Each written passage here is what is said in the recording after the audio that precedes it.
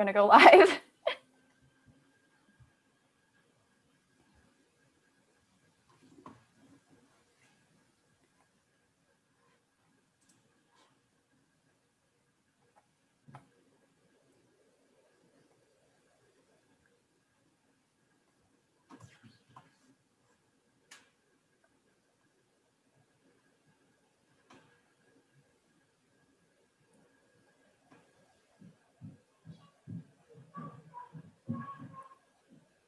All right. Hello, everyone, and welcome to the TU20 Cup 2021 Finals. Today, we'll be having our top 6 teams pitching for a chance to win the grand prizes, as well as a few other prizes along the way. For those of you who aren't familiar with the TU20 Cup, it is a 2-month-long entrepreneurial competition where students build out their product and pitches and business plans and technical products for a chance to win a prize at the end. The theme for this year is building resilient communities. And the question we're asking is, how do we help the community prevent, respond, and thrive after a significant event? That significant event could be something like the pandemic we're currently living in today. But broadly, we want to think about how we can help businesses, the environment, education, etc., thrive going forwards. And the priority should be on leaving the community stronger than it was before the project was created. And some possible avenues that we're looking at this year is healthcare, social issues, environmental issues, economic issues, transportation, or housing. If you're not already aware, here are our 6 finalist teams. We have Team Imperial, Western Lu, Mumatic, Bloomers, Team Surplus, and Newcomers. And you'll be hearing from all of them today in our finals. And here's the schedule for today. So we'll be starting at 10:45 with our first team, Newcomer, and going from there, we'll be going through all 6 teams, and we'll be ending with Mumatic at 12:30. Please be sure to tune back in at 3 p.m. for our awards ceremony as well. Next, I'll be introducing our judges. So this year, we have 4 amazing judges with us judging the finalists. First, we have Michael Coles, if I can invite him to speak a few words about himself.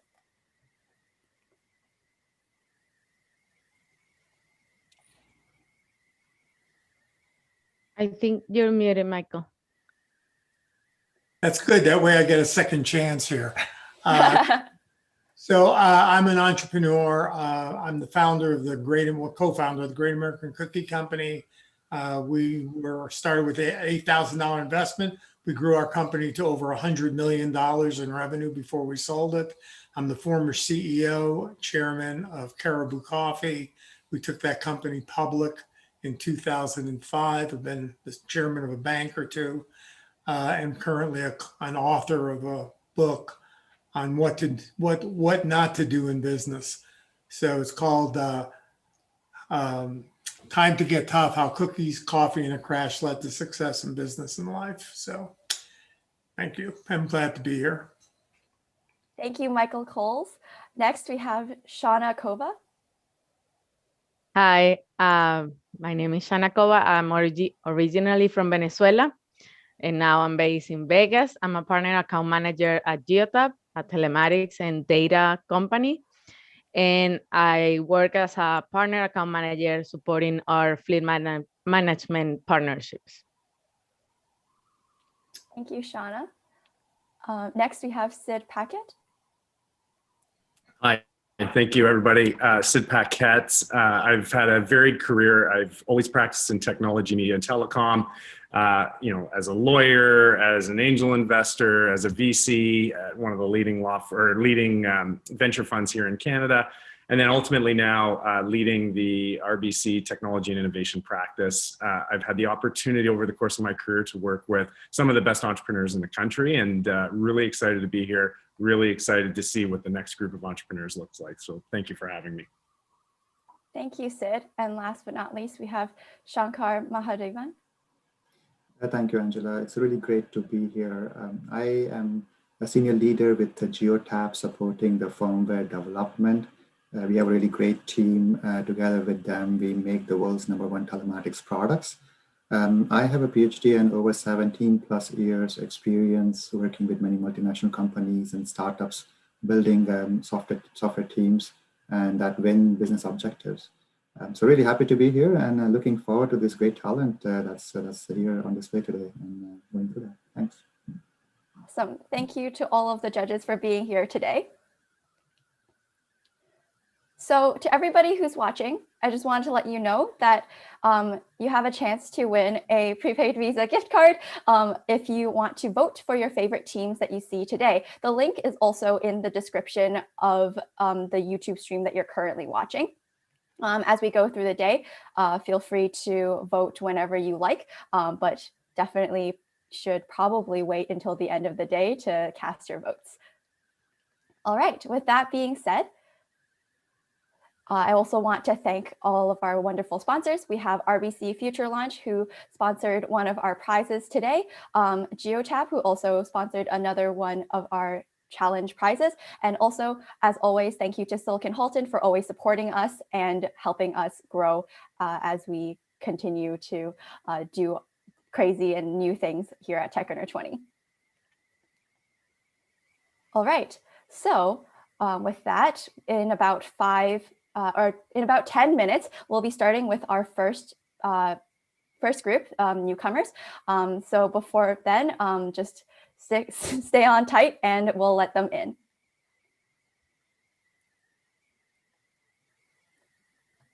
All right, I'm gonna let them in.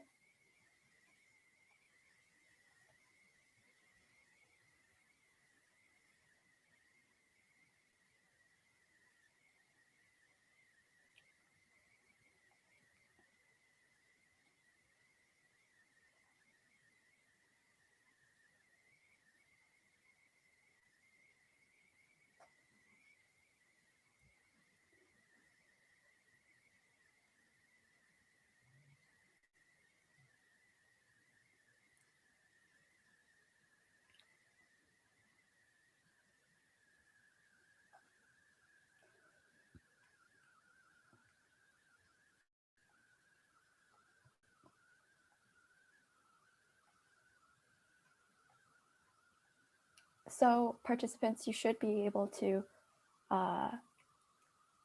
rename yourselves as well as share your screen. If you have any issues with that, please let me know.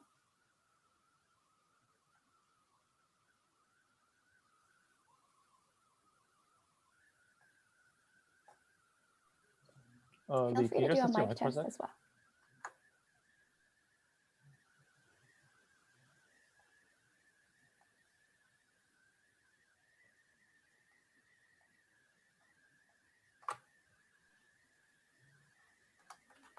Lee, can you test your mic right now? Yeah. You sound good. You sound good. Okay.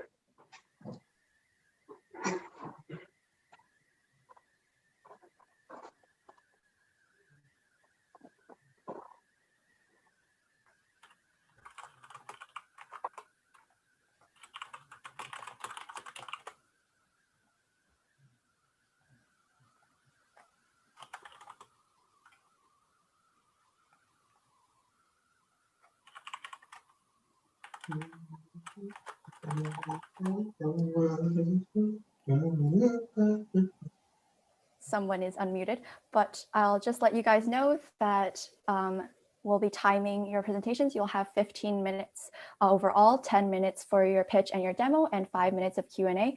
We'll try our best to stay on time, but we're a little bit ahead of schedule, but if you are ready, we're welcome to get started now. All right, so hi, judges. I'm Alan from Hong Kong. I'm Andy from South Korea. I'm Lee from Fuzhou. I'm Natalie from Peru. I'm Reggie from Sichuan. I'm Sophia from Guangzhou, and we're newcomers. On January 25th, 2008, my mom and I immigrated to Canada while my dad stayed back home in Korea due to his work. As a single mom with 2 kids, schooling was one of my mom's top priorities. So despite the fact that I didn't know a single word in English, I was headed off to kindergarten on my 3rd day in Canada. And that photo was taken right before I headed to school for the very first time. Fortunately, I met a Korean friend at school, Jason, who translated everything for me in the first few months, and really just smooth the transition out. But not all immigrant students are as lucky as I was. How would they handle the transition in this new country without someone to help? How would they learn the language and the culture? And those are the questions that our team considered when starting Newcomer, and thus led to our problem statement. How might we help student immigrants adapt faster to their new environment? Immigrants from around the world immigrate for a better life. Our studies show that a wide variety of immigrants start their new life in school as students. However, these big changes come with big problems. These include racism, housing, poverty, unemployment, large language barriers, and culture issues. These exact issues are what Newcomer aims on solving. Through our research, the population growth in Canada consists of 80% being immigrants, leading up to an inevitable amount of competition for resources. For example, the IRCC, Immigration, Refugees, and Citizenship Canada, has reached $3.1 billion in spending in 2019 through 2020, proving that immigration services are very much needed at this time. There is only so much that services can provide that it is essential for immigrants to use an app that can help them adapt to their new environment in a swift and fast transition, all at no cost. Newcomer will focus on solutions for the language and cultural shock that is inevitable for most immigrants. Now, as more immigrants come to Canada, these issues will only grow bigger, especially for immigrant students. Did you know among Toronto's 12 most popular universities and colleges, only 3 provide peer-to-peer or mentorship opportunities designed for students coming from abroad? This number is astonishingly low and leaves thousands of immigrants struggling by themselves. Additionally, understanding global competencies, which are the skills and values that prepare adults to thrive in an interconnected world, has become extremely important in our society. In a study, hiring managers were asked how important these global competencies were when considering job applicants, and they constantly rated them 4 points out of 5 for important, beating out factors such as high GPA and the ability to understand business, law, and technical elements, which just shows how valuable of a skill it is. This is why with Newcomer, we aspire to solve the 2 major problems that immigrants face when coming to Canada, which is the language barrier and cultural differences, as well as give a chance for locals to meet new people and become more globally minded. The Newcomer immigrants are able to practice their English with local speakers and learn about the cultural and environmental differences while creating support networks all from the comfort of their own homes. Locals also have a place to chat with native speakers all around the world and ask immigrants questions about their religion, culture, and home country. This will increase their cultural awareness, global competencies, empathy, and it's a great opportunity to help community as a mentor. Next, we'll move on to our product demo.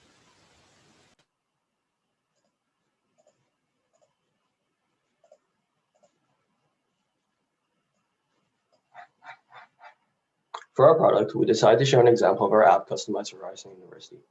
Why we chose to do this will be explained by Alan later, but for now we'll just focus on the app. When users first open the app, they'll be greeted with our logo, the Ryerson University logo, and an option to get started. Once they click Get Started, they'll be taken to a page where they need to fill in their student information and also accept terms and conditions. If the user is signing in for the first time, they'll need to fill out a bit more information for their new account. This will include their name and whether or not they want to use Newcomer as an international or local student. The international students will be looking to learn from local students, and the local students will be looking for international students to guide. Then they will need to fill out information about the languages. First, they'll select the language they want to learn in the case of the international students, or the language they want to teach in the case of the local students. After that, they'll select all the languages that they are fluent in, other than the language they just chose. After this, the following information will be there to help make better matches by pairing people that have similar interests. Some examples we thought of were ethnic background, religion, the program they're taking at the university, clubs, and hobbies.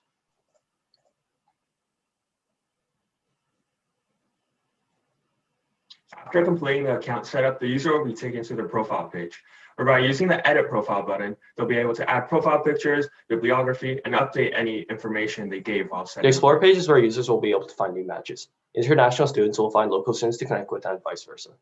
They'll be able to see a list of cards with the person's name, a short description about them, and they can choose to either accept or ignore.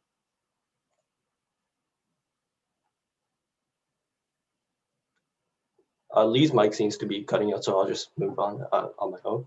Additionally, there's a button at the bottom for the user to apply different filters. Some of these include things such as their ethnic background, religion, program, clubs, and hobbies, and they can select which ones they want to use. When 2 people accept a connection on the Explore page, this will show up on the user's matches section. Here they can view the matches, read more about them, and be given their contact information so they can connect and start communicating and learning from each other. After communicating, they can either choose to keep the match or remove them from the list using the delete button at the bottom. And in a worst case scenario, they can also report the user. This is our app, and now we'll get on to how it will help build better communities.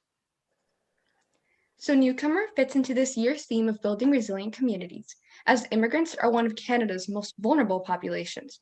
Although they struggle to adapt to an unfamiliar environment, by helping them develop their support network in a new country, they can be taught the ropes and become a part of the community with the help of locals. Additionally, during the pandemic, racism and xenophobia has risen. By promoting cultural awareness and understanding within Canada's multicultural communities, we can overcome these issues and become more interconnected as one community, not despite our differences, but because of them. So Newcomer is a business-to-business nonprofit that will focus on distributing our services directly through universities. Since we're a small nonprofit focused on providing an educational platform, we hope to cover our initial funding with government and private grants. We also plan to reach out to universities for funding on our project with the promise of early access to our product. We will later offer them contracts to distribute and use our services for a given amount of time. Additionally, we'll offer them premium options, allowing these universities to white label our app, giving them custom login pages and other personalizable aesthetic changes to suit their needs. This ensures a consistent stream of revenue regardless of the number of users, making advertising on our end easier. This will be used to cover the operational and additional expenses, including the maintenance of servers, website domains, advertisements, and any future employees. Moving on to our competitor analysis, our main competitors include Link, the YMCA's Immigrant Services, Solomon.org, a variety of Google Play Store apps, language exchange services, and post-secondary institutions' international student services. The key to setting our results apart and remaining competitive in this industry is found in our product positioning, where aside from university programs, we offer a uniquely personal experience by allowing the immigrant to form long-lasting connections in the new home. Thus, our primary competitors are the services for international students offered by universities and colleges.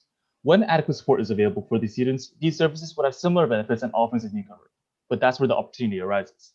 As mentioned before, only 3 of Toronto's top universities and colleges provide mentorship and peer-to-peer connection opportunities designed for students coming from abroad. While these 3 schools have well-established programs, smaller schools do not have the same level of support available. By targeting this hole in the current market, we will be able to grow and remain competitive. So we've already approached a multitude of universities such as York University, the University of Ottawa, Trent University, and the University of Calgary, and they've all shown positive support, some even going as far as to offer to collaborate with their clubs to provide access to their funding. Once our product is fully developed, we'll contact universities across the GTA, offering our services and providing them with the advertising material they need to get their students engaged and onto our app. We also plan to expand to other universities across Canada and overseas. We will further cater our app for high schools so that we can provide our services for high school students. From here, we plan to develop an in-app messaging software to ensure users remain on our app. To incentivize users to choose our app, to communicate through our app, we will allow users to create custom avatars and play games, interactive games. Our final addition would be a resource center where users can hop onto our app and find some useful resources for immigrants and international students alike, such as links to sites where users can purchase bus passes or guides on how to rent properties.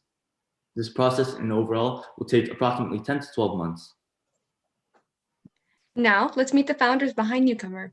We're a team with a variety of skills that work together smoothly in order to aid immigrant students into a swift transition into their new environment.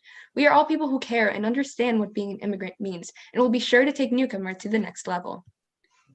Lastly, I would just like to thank you for your time and consideration. We are Newcomer.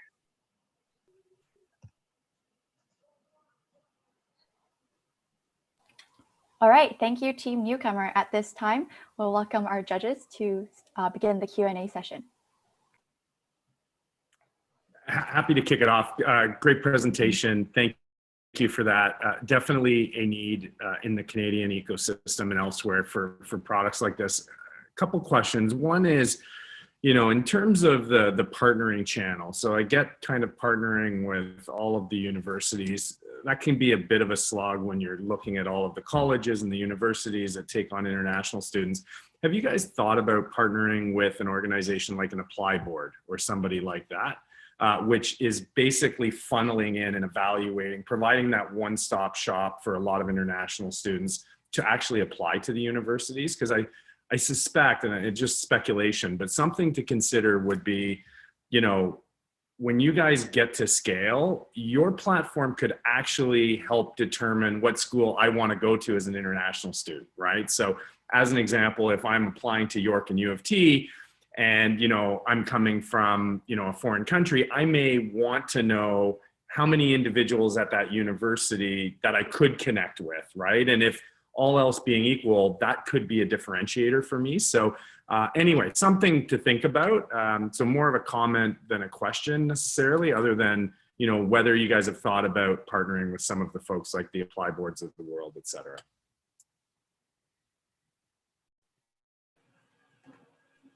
I have a question. What would be the motivator for locals to sign in? I can see how international students would be interested in signing in, but what is going to be the hook for the locals?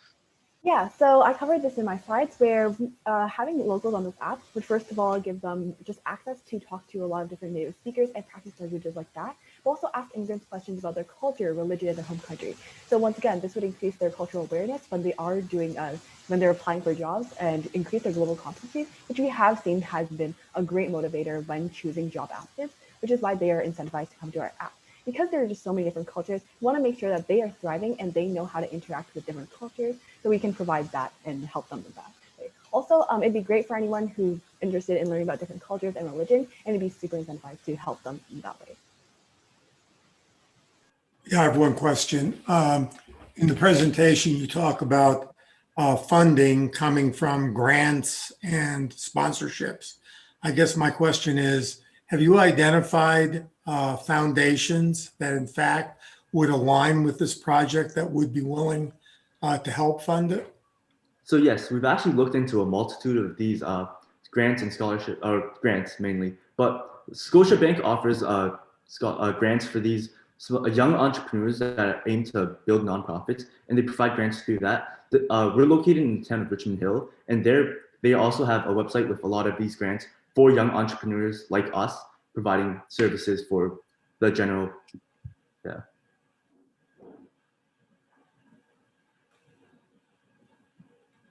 I want to second what Sid said, especially I think through funnels and so on to get that broader exposure, because I think in some sense I'm also curious how you see it as a competition or advantage or a distinguisher compared to Facebook pages with the communities with the universities already have, or even those kind of platforms that offer some of these things. So I'm curious about how you distinguish that a little bit more, but I think to comment based on what Sid said. One comment I do want to ask and a question here is, how do you achieve that long-term connectivity? You had that checkbox relative to your competition. Why would I, as a student, after my period with you or leveraging your app and having a great experience and obviously contributing that during that phase, why would I stay longer beyond my university time? If I get a job and move on, have families and all that, what is that element of long-term connectivity I'm trying to kind of understand, which seems to be a differentiator in your case? Well, when you come to Canada as an immigrant, that's essentially as a new immigrant, that's essentially when you're the most vulnerable. And that's the time when you really don't have anyone else to rely on in your community, most likely. And by having that initial support network is going to allow you to become more resilient. And we believe that by establishing that initial connection early on in development, and by having that mentor or guide to help you along in that really essential process when you're first getting established in this new country, there's going to be a very strong incentive for any immigrant and for the mentor themselves, as there's a socio-emotional benefit for the mentor as well as the international student to continue their relationship and bond beyond just their university years. And I'm sure you guys have all maintained many of your friendships and connections from your university years as well. At this point, I would like to invite any last questions. Thanks, Andy. All right, if nobody has any more questions, then thank you so much to Team Newcomers. You guys are free to leave this Zoom call and we'll invite the next team in. All right, thank you very much. Thank you so much. Thank Thanks, everyone. Have a great Thank day. you. Thank you. All right, the next team will be joining us. And the next team we have is Team Westernloo.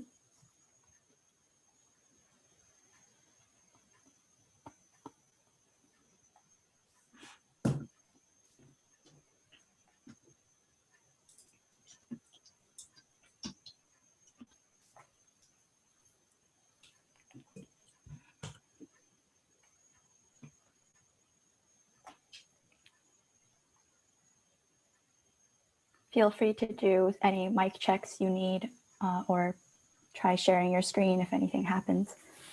Hello. Alrighty.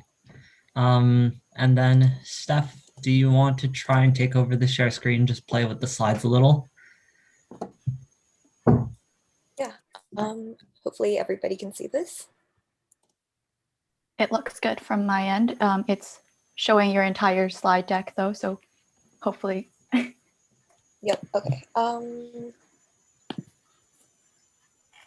right. Okay.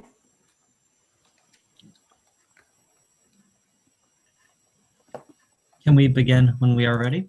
I will just take a photo and then you can begin when you're ready. Give me a second. Yeah, of course. Just let me know when you're done.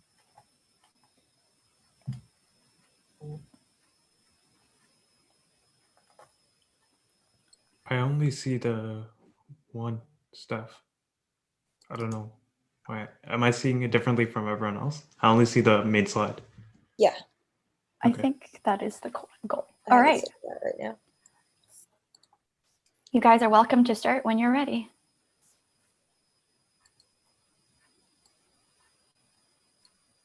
Hello and welcome to Local. My name is Eric, and here with me today are Catherine, Ivan, Oren, Shajan, and Stephanie. We're so excited to share our app with you today.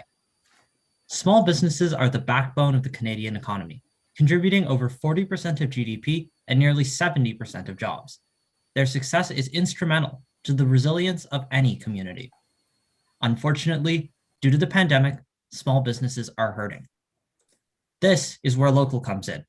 We want to use our app to drive post-COVID spending towards small businesses. Furthermore, we want to try and fix long-term issues facing small businesses, and Steph is going to go a bit further into our research findings on those long-term issues.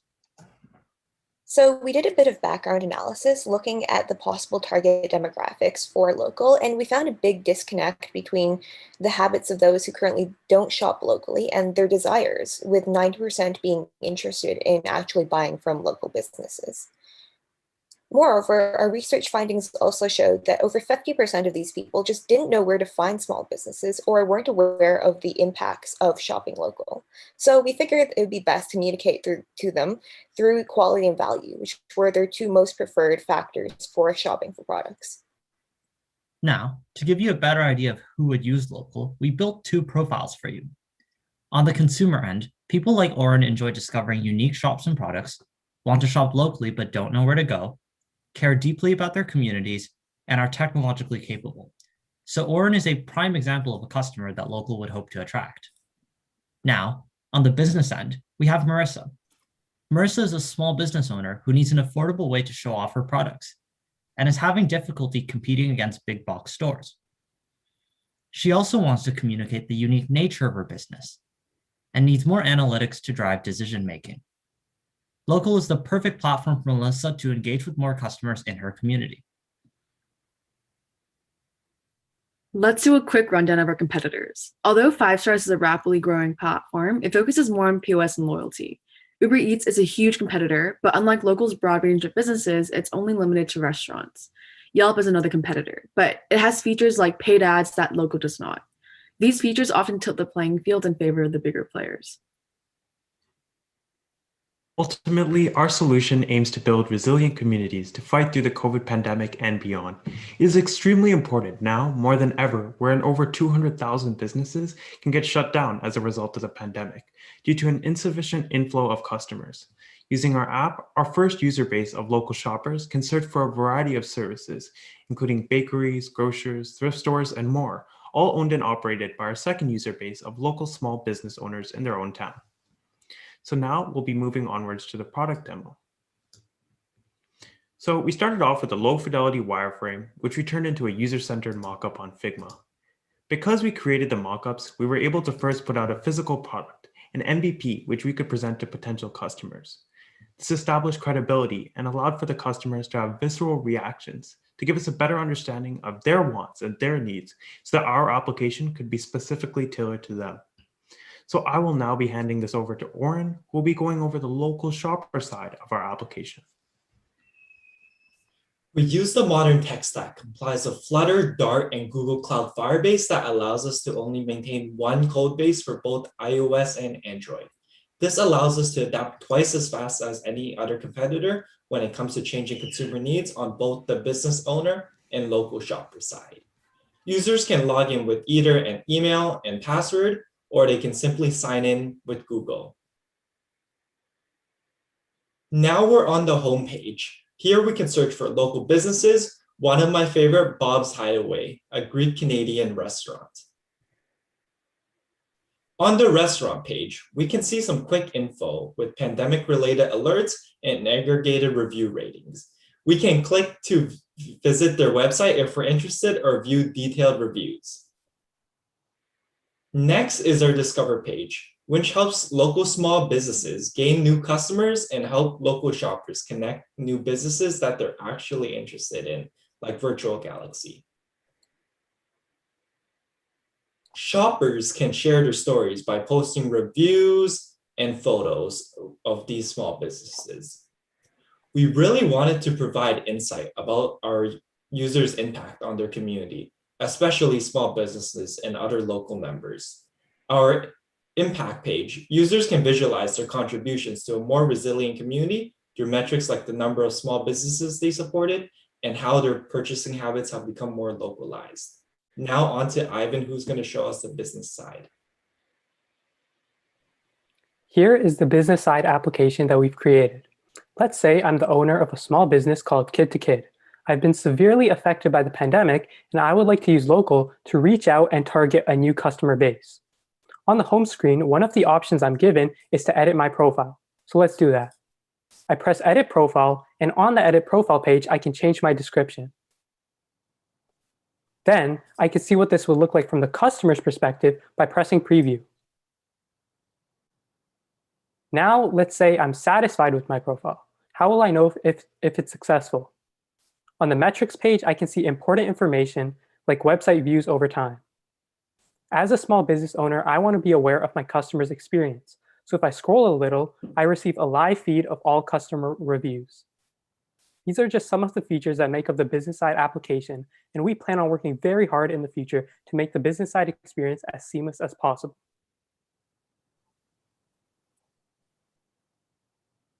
Now, after outlining our solution and product demo, which is created through Flutter and additionally Firebase, we are really able to see that our first target customer of local shoppers have their needs met. Oren is able to easily discover small and unique shops and products in a tailored fashion that is specific to his customer preference. In addition, he will be satisfied that his purchasing decisions are benefiting his community, as he is able to see a clear outline of the impact that he has had on building a resilient community through a personalized tracker. Finally, he appreciates the extremely convenient and easy-to-use design of Local. This stems from the multiple customer interviews that we had after designing our product to ensure that it was produced to the maximum potential for customer use. Now, moving onwards to the business owner side, it is also clear that that customer profile have their needs met. Marissa is now able to use a sustainable and affordable platform that doesn't charge absurdly high prices for local businesses, as well as allowing her to compete on a level playing field with our utilization of a freemium method that only applies to their own page. Hence, no companies are put in front of another just because they are able to afford and spend large amounts of money on advertisements. Finally, through My Local Plus dashboard, she's able to receive simplified analytics about shoppers for an extremely affordable price. Now moving onwards to how we are actually going to be acquiring our customers. Local offers a freemium model for businesses so they can opt into the premium service for a $30 monthly fee.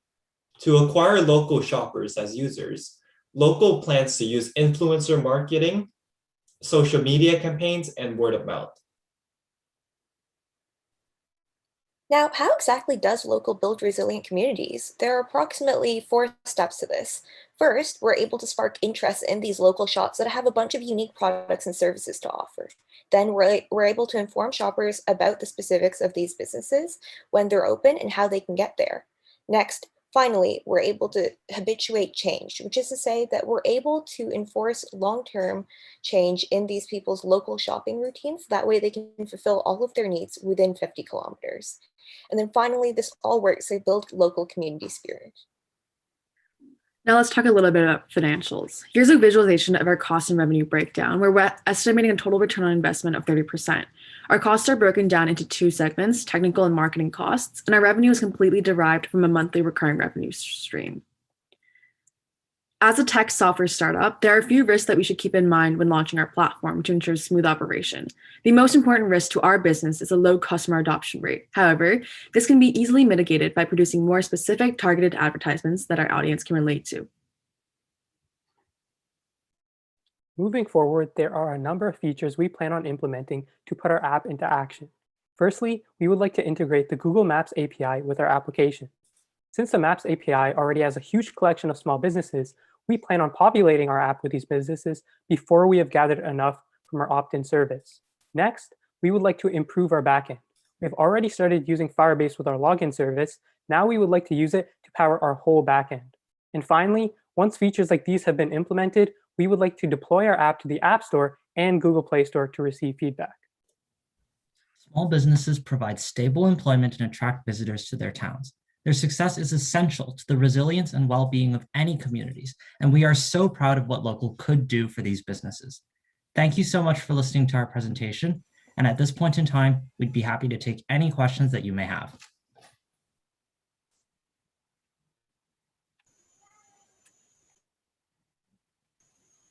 Quick question. All right. How do you guys compete against TripAdvisor and some of the other firms that are broader than Uber Eats in terms of, servicing local? And there's been a lot of organizations that have tried to pull an app together for local. And I'd love to know kind of how you guys are different from, call it some of the failures in the past and quite frankly, some of the successes today. I think I can take this one, go a little bit further into competitive analysis. I think one of the biggest advantages that we do have is that we've really focused in on sort of our sustainability and like the social aspect of shopping local, right? We've made a concerted push to appeal to people who genuinely have an interest in terms of shopping local in their communities. And we've proven that this desire to shop local in the communities is there, right? As Stephanie mentioned in her research, 90% of people are interested in shopping local. They just don't have the tools to do that, right? So I think local serves an underserved market here in terms of giving people the tools that they need to shop local. We've come up with a well-designed app. We've appealed specifically to kind of people's desire to cause a good change within their communities. And we're also working very closely with businesses, right? We've done research. We've reached out to small businesses. We've asked them, if you had any kind of app, what do you want, right? And a lot of them reported that they had difficulty competing on a playing field. For example, on TripAdvisor, right, where you have a lot of these bigger companies that can, for example, purchase an advertisement or purchase a highlight and completely push out these small local businesses, right? We're offering them an equal playing field here. For example, something that you can't do on local is to purchase an app, purchase an advertisement that would get you on the front page over a bunch of other small businesses. And we think that this equal playing field is also going to be extremely attractive to the businesses that we're looking to have as our customers.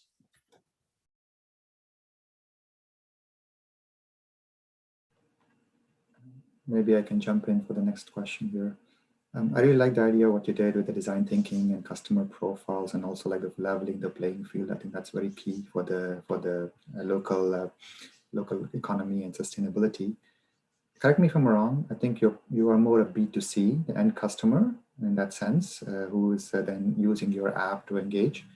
Have you considered B2B locally? And if you need, I can clarify that if you like with an example. Have you considered that kind of scenario within local? Yeah, can we get a bit more clarification for the B2B portion? Actually? Absolutely. So imagine I'm a local dentist and I have a group of people I'm working with who are with the team of like 3 to 5 people in my team, and I want to have a team building event. So I might engage with a local virtual escape room, for example. So not me as a customer wanting to do it individually or buying a grocery or a butcher or getting a haircut, but having a B2B connection, if that helps you. So is that anything you give a thought in that direction? And that's a lot more local and a lot more tied in. Yeah, I mean, that's a great question. Honestly, right now, so we have the B2C where we, as you outlined, right, we have the businesses and then individual consumers can really come in and get to learn about these various different businesses. But our whole thing is that we are providing a connection. We don't facilitate any purchases.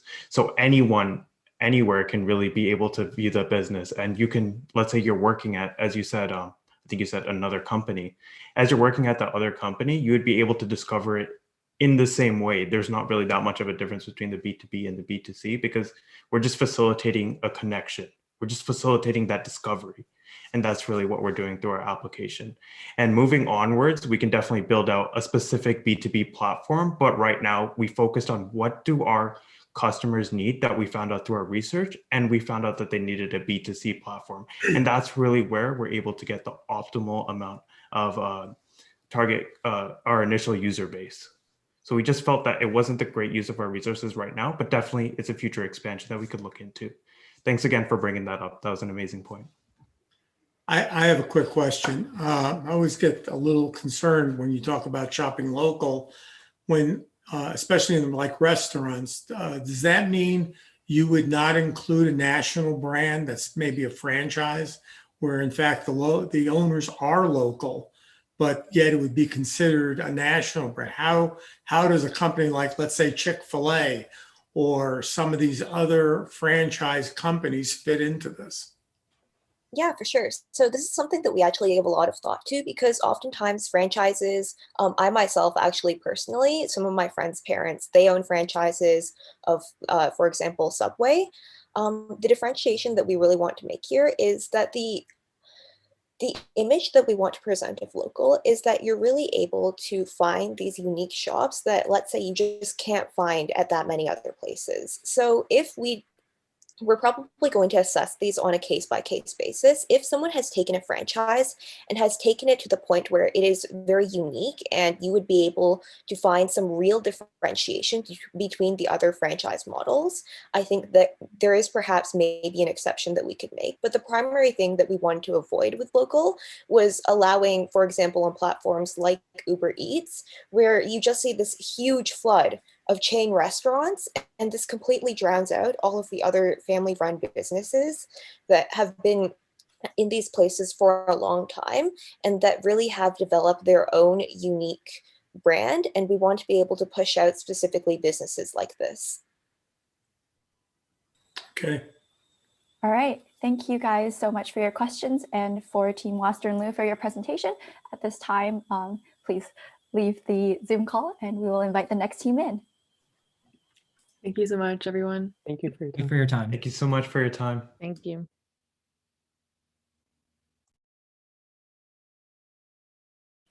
At this time, judges, feel free to take a couple of minutes to fill out any comments. We have a couple of minutes right now to do that. Thank you.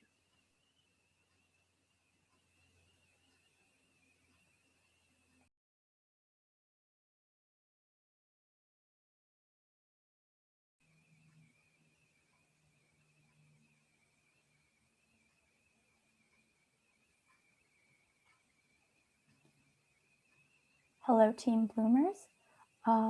We'll just be taking a couple of minutes for the judges to finish writing down their thoughts for the last team. Feel free to turn on your cameras, test out your mics if need be, and start screen sharing if you need to test that out as well.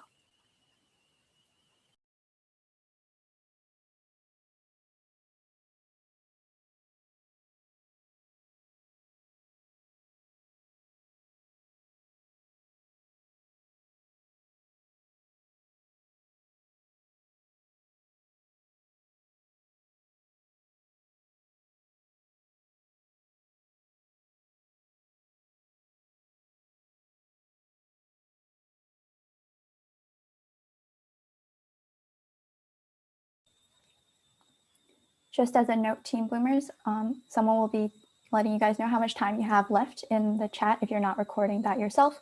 So just keep an eye on that.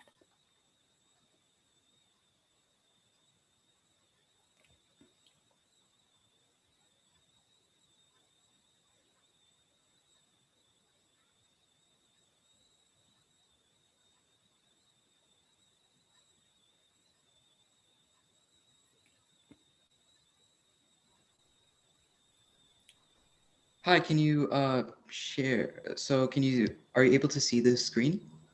Yeah, so what I'm seeing is the Checker 20 Zoom call, I guess. Okay. Are we allowed to start now? Shall we commence? Judges, are you good to go? Ready? Okay.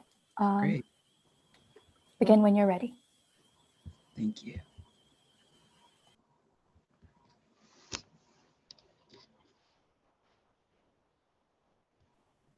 Hello, we are Team Bloomers. The COVID-19 pandemic has become one of the most problematic issues in current history. I, Puri, and my team members Rishi, Jay, Arusha, and William make up Team Bloomers, and we wanted to address some of the issues this pandemic has brought to help build a more resilient community. We have addressed this year's theme of building resilient communities by creating a local greenhouse situated in Oakville that is designed to alleviate the stresses from the pandemic on the community members' mental health, especially in the senior citizens within the community.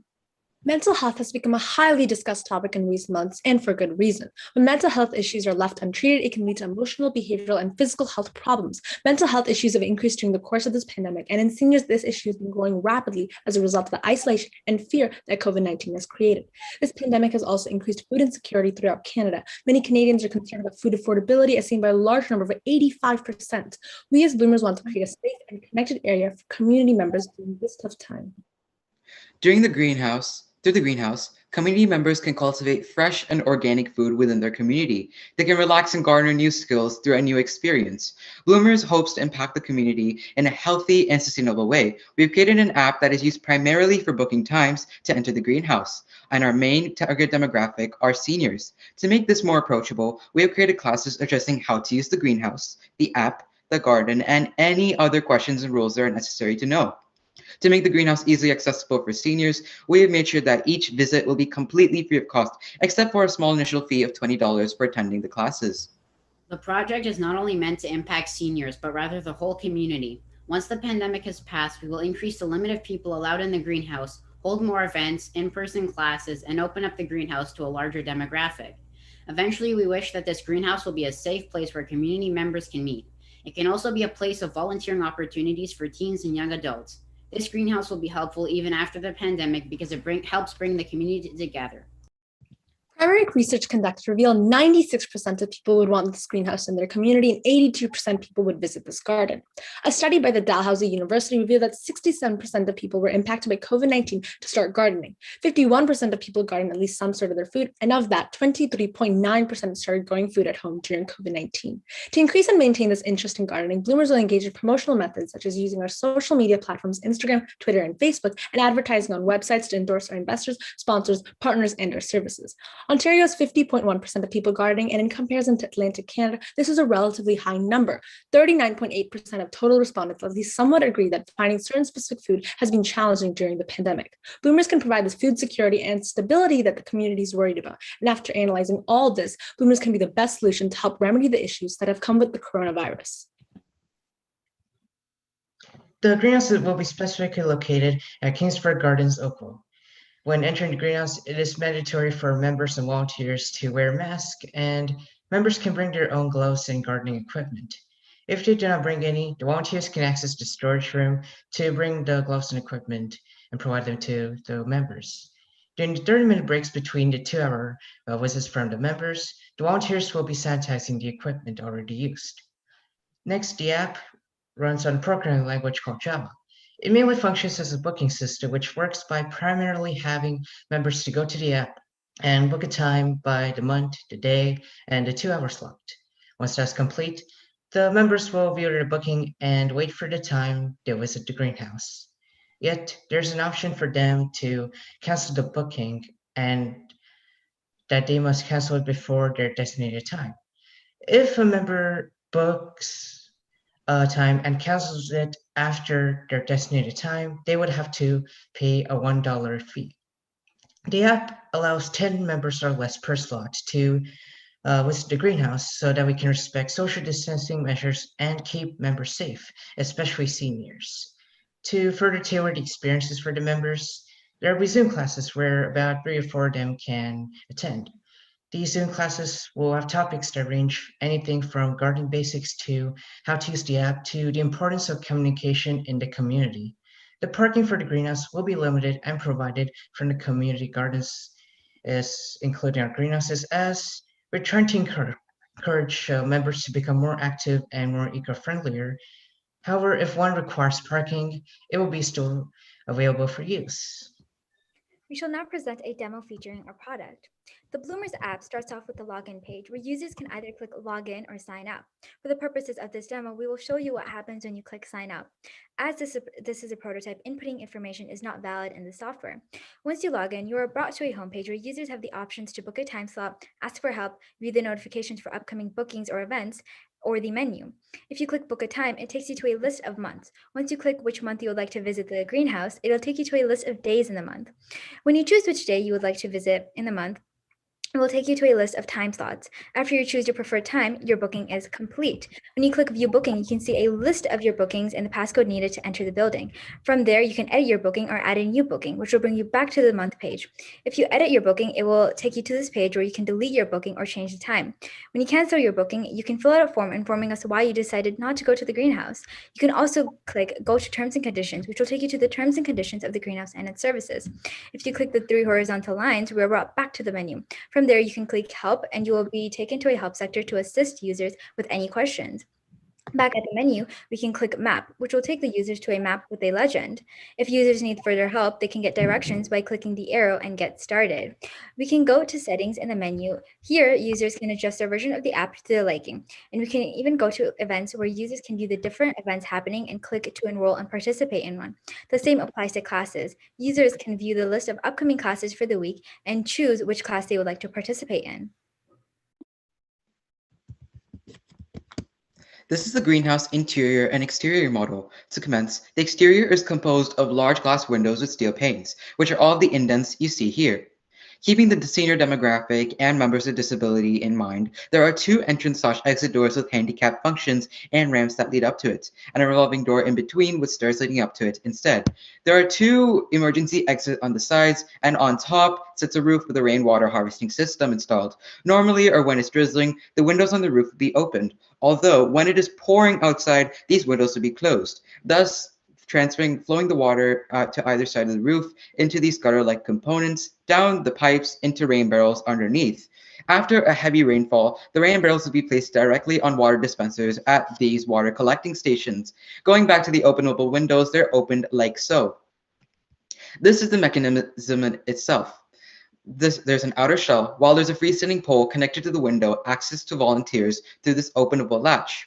This can be pushed up to open and pulled down to close.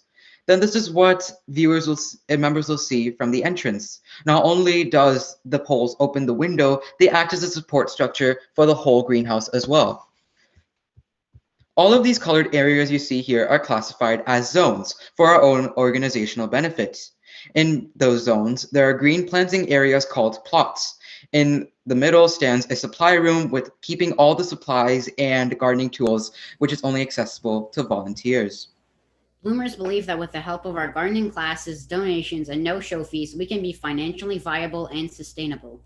In our income statement, we calculated our building costs, rent, and utilities costs, and found that our online gardening classes, plus any donations we receive, make enough money to break even, making us a nonprofit organization. Based on our research, organizations get donations from around 73% of their customers, making us confident that we will have the available funding to keep our greenhouse running.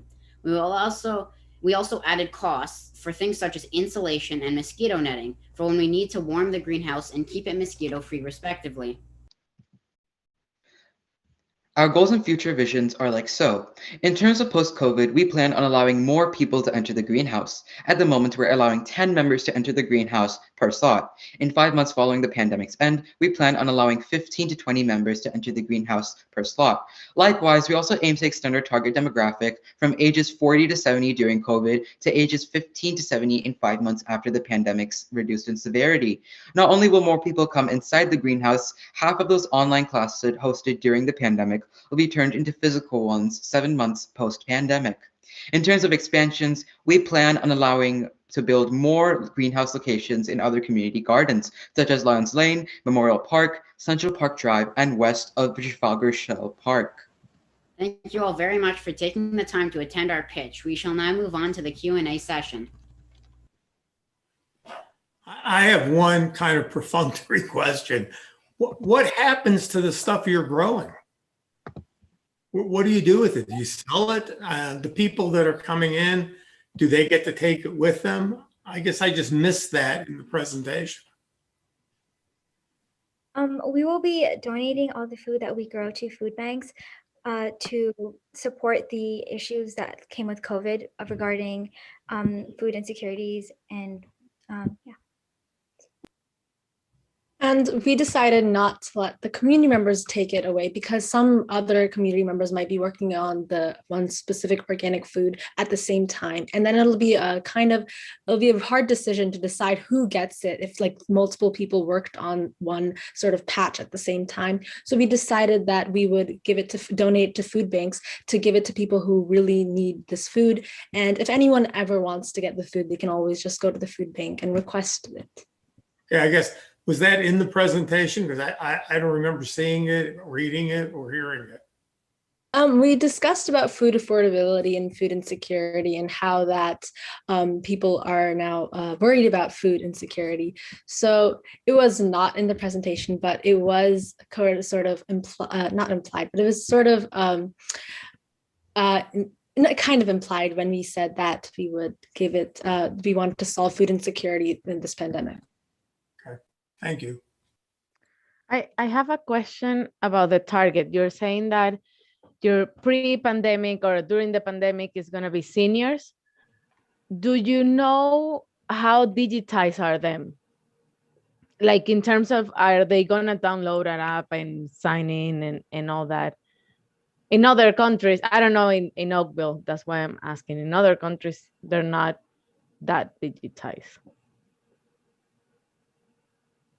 Well, we can't really like have the app to be international because we're specifically going for Oakville and we're staying local. So we're not really considering to be more international. So yeah, but the people in Oakville, people over 60, 65, do you have numbers on how digitized they are? We don't have exact numbers, but we are going to be holding Zoom classes for them. As in our presentation, we discussed that we would hold classes for the seniors who have any questions pertaining to the app or the functions of our greenhouse. And we will have our volunteers helping them out if they have any trouble with operating the app. And we decided to make the app as simple as possible so that it's easy for the seniors to navigate throughout it. Yeah. Thank you. No problem. Just two add-on questions for me. Just one, just very crisply, how much does it cost to build the greenhouse? And then the second question related to that is going to be, how are you guys negotiating the right to use the land that you're going to build it on?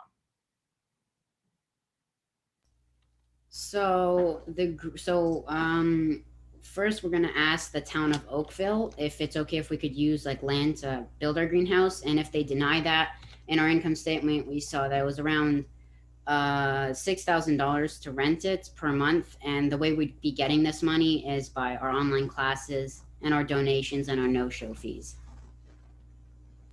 Okay, and then, sorry, and what was the cost? So $6,000 to rent. What was the cost to actually construct the greenhouse? So our materials costs were around $600 per month. Okay, so yeah, I'm thinking more capital costs, kind of what you have to outlay day one just to even get it constructed. That number was around $40,500, which is a large sum of money. However, because of our no-show fees and our class fees, we figured that we would be able to cover that. Okay, got it. Thank you. Thanks, guys. A really great presentation. I think I actually personally can relate to this because last summer I tried to grow some vegetables in the garden. It was not a success. On the other hand, my mother, she's amazing. She did it in her garden, and she had all kinds of things, tomatoes with zucchinis, all stuff growing around.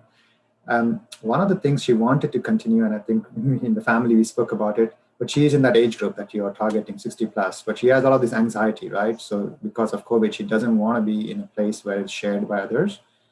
What is your strategy to get them? Like, I like the idea of Zoom, I like all of that, but to get them actually out of the house and be in a different place, and do that together with other people. So I think for me, like, for example, I could totally gift this to her, saying, hey, here is a $20 gift for doing this through this app. But I think to overcome that, and maybe I can do it with her, with my kids and her grandkids. What do you think will be like the way to overcome that? Because you are targeting a very high risk group during the pandemic, especially. Because we have a limit on how many people can come into the greenhouse, and we're gonna have them follow all COVID-19 procedures and all security measures that they should take before entering. It will be a safe environment, and then between time slots, there's going to be a 30-minute sanitation break where volunteers will clean up everything after after the seniors or after any of the users leave the greenhouse. So it will be relatively really safe for the seniors, and I think it's the allure of being around people in a safe way during this time where you're all alone and you're isolated from the rest of the world, but you can still enjoy and you can take part in a hobby that is appreciated by the people that are around you. And I think that's why they would feel comfortable to come to this greenhouse. Thank you for everyone's answers and the questions from the judges. At this point, we'll be having our lunch break. Thank you, Team Bloomers. You are free to leave the Zoom call now. Thank you. To all of the judges. Thank you, judges. Thank you. Yeah. To all of the judges, we will be taking a 30-minute break at this point, and be back, restarting at 12 p.m. Please turn off your cameras at this point, and I will leave the stream on with a slideshow. Thank you. Bye. Thank you. Thank you.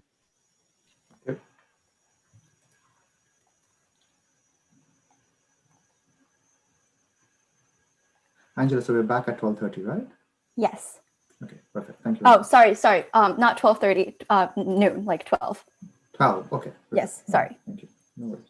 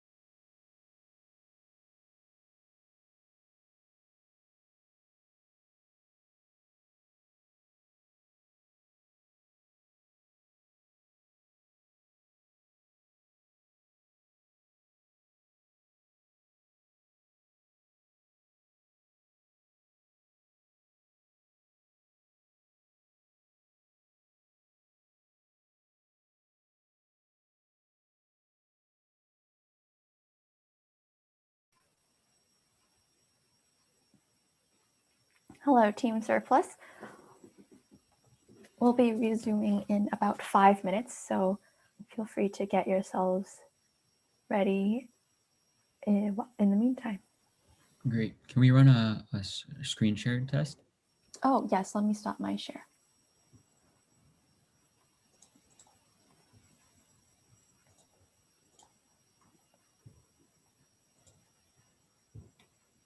Great. Okay, share screen.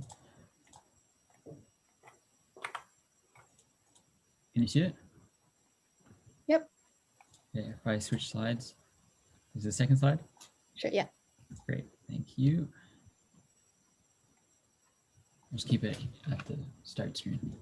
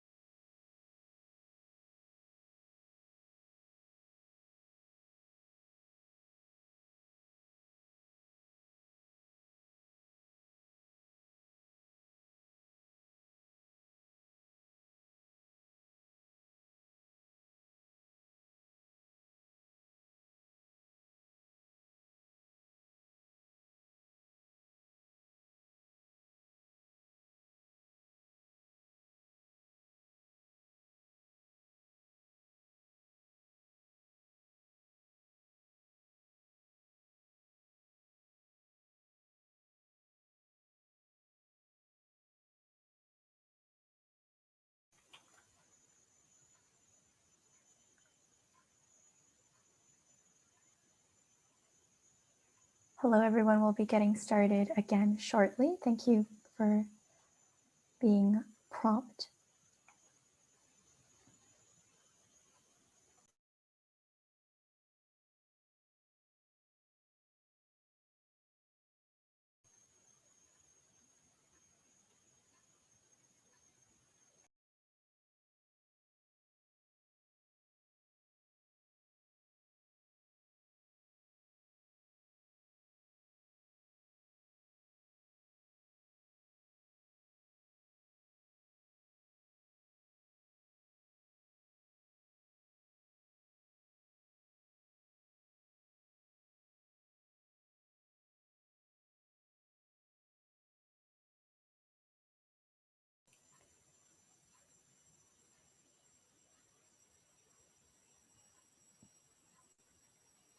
Just so everyone is aware, there will be someone timing in the chat. So they'll be giving you 5 minutes warning and then 1 minute remaining. Feel free to also time yourselves.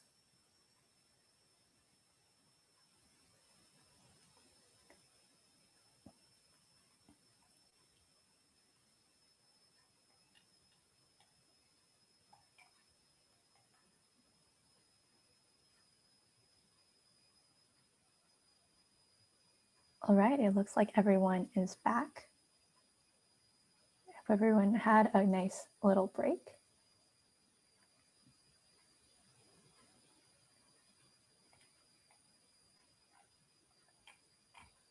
Please please give me a thumbs up if everyone is good to go. All right, awesome. Team Surplus, you're welcome to begin when you're ready.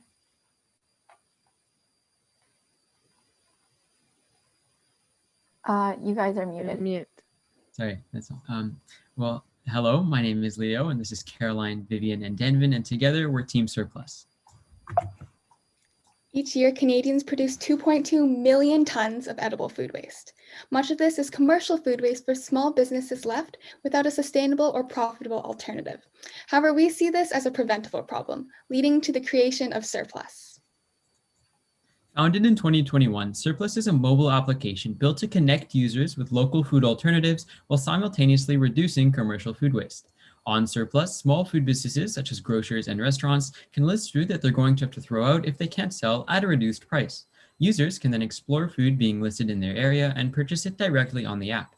From the user's perspective, they're getting cheaper prices for great local alternatives, while the businesses are recouping revenue that would have otherwise gone down the drain, often literally. Surplus can be used by any shopper and is geared towards locally owned businesses.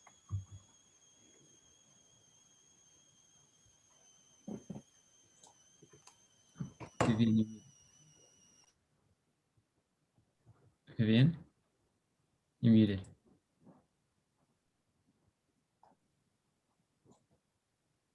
We can't hear you.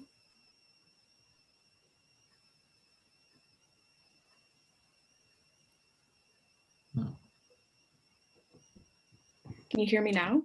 Yes. Good. Okay. Sorry about that. So the COVID-19 pandemic has had an overwhelming impact on small Canadian businesses. And today, 25% of them are worried about their near future operations. While the government's response plan can provide them with loans, business owners are in need of a method of connecting with local customers. As small businesses shut down, local economies have been stifled. Providing businesses with the means to connect with local communities is therefore a meaningful step towards addressing the overall problem. While developing the business, the needs and concerns of our potential users was always a priority. To ensure that we were creating research-driven solutions, we established 3 streams of market research. The first was a user forum to gain input from a sample of 110 everyday shoppers. The second was a design forum where users could compare and contrast various UI designs we had created and outline some of their favorite features. The last was a survey that we sent to businesses and industry professionals to gain a first-hand look from potential vendors for Surplus. Additionally, we did an interview with a local French bakery in downtown Oakville. Throughout the market research process, product validation was a significant portion of our data. For example, when we asked users which facet of the app was the most significant, we found a fairly even split between A, decreasing food waste, B, the increased savings, and C, supporting local businesses. This demonstrated the value of all 3 of Surplus's pillars. Additionally, 76% of respondents stated they were willing or extremely willing to download Surplus if it were made available. This made the demand for our product clear. When looking at the data from our design forum, we saw clear trends in the UI features that were successful and those that weren't. We then made changes that reflected the preferences of our users. For example, on the left, 83.3% of people preferred this splash screen design over many alternatives, leading us to implement it in the app itself. The size of the market was also a significant data point for us during the research and development process. By 2024, food waste management will become a $43 billion market, growing each year. This is reflected by the growing amount of commercial food waste, which translates into hundreds of billions of dollars in food lost annually. In response to such a widespread issue, we've established a universal user base. Food is a basic necessity shared amongst every community. Every family, demographic, etc. can utilize Surplus to bring local food alternatives to their plates. With that said, the target customer for Surplus is anyone who makes regular decisions for groceries or takeout in their household. At launch, we intend to focus on stores within the Oakville and GTA area, but as the user base grows, we will expand into other regions beyond our current geographical location. In terms of vendors, Surplus focuses on small food businesses rather than large commercial chains, making our vendor base entirely of independent grocers and restaurants. Like any business, we recognize the importance of screening vendors to legitimize our partnerships. To do so, all vendors will have to supply information about their business, such as a corporate number. Then their submission will be reviewed to ensure its authenticity. In the future, we'd also like to automate this process once we face a high application rate. From there, we wanted to ensure that the process for these businesses is as efficient and straightforward as possible. To start, vendors will set up a surplus vendor account through the app itself and fill out necessary terms of service and liability forms. Next, they can create a food listing by taking a photo of the item they'd like to sell and fill out basic information such as prices and pickup details. Lastly, once they get an order, all they have to do is wait for the user to arrive to pick up their purchase. Like any venture, the means for profit was a necessity when designing the platform. In order to generate revenue, we established two distinct revenue streams. The first and most significant was a small commission we charge on sales made through the app. Many popular delivery service apps like Uber Eats and Skip the Dishes currently charge excessive royalties at around 30 to 40%. We've determined a royalty of 8 to 10% on orders. This will generate sufficient revenue to sustain the business while ensuring that we are not placing a huge burden on vendors. The second revenue stream will be further down the line post-launch. We envision a search promotion system in which vendors can pay to specifically promote their products on special pages in the app or have their items appear first on the user's home and search screens. Surplus enables individuals to find their grocery needs within 50 kilometers of their communities or location. By serving small independent food businesses rather than larger retail chains, we are providing shoppers with access to food made or sold in their area. So how does this business connect with the overall theme of resilient communities? Well, local economies are often left behind during major events such as a pandemic. Providing these businesses with a supplemental stream of income while reducing food waste can strengthen these independent grocers and restaurants during a time when they need it most. Surplus also builds community connections. A shopper that discovers a store on Surplus may become a regular customer there, furthering the reach of these businesses. Overall, Surplus creates communities that can rely on themselves rather than external retail superstores. Surplus has been designed in a way that invites invention and expansion. These research-driven plans have come from ourselves and direct customer feedback. Some examples include data privacy measures to ensure the information of our vendors and users is being kept safe. Later on, we plan to build a notification system through which users can learn about new deals from their favorite stores or spotlight new ones. Altogether, we're determined to create a platform that best serves our customers pre- and post-launch.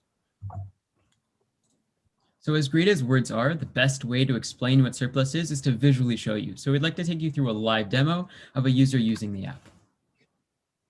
So it's important to note that this is a functional app. These aren't just designs, and this isn't a recording. We're currently running the app on a simulated iPhone 12 Pro Max, but the app could be manually installed on any device, iOS or Android.